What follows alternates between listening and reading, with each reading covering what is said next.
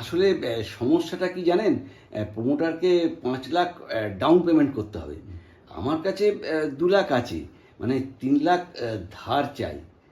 আর এই মুহূর্তে আমি সুদ দিতে পারবো না, কারণ প্রমোটারকে মাসে মাসে ইনস্টলমেন্ট দিতে হবে।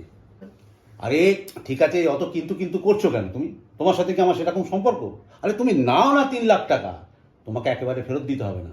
তুমি বরং শেষে একদম সুদে আসলে আমাকে ফেরত দিও, ঠিক আছে? কিন্তু বিনয়দা, আমার শোধ করতে একটু দেরি হবে। আরে হোক না দিদি, ক্ষতি নেই। তুমি তো আর এই দেশ ছেড়ে পালিয়ে যাচ্ছ না।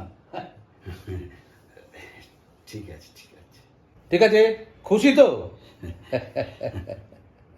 পুলক, আমার একটু সাহায্য করতে হবে ভাই।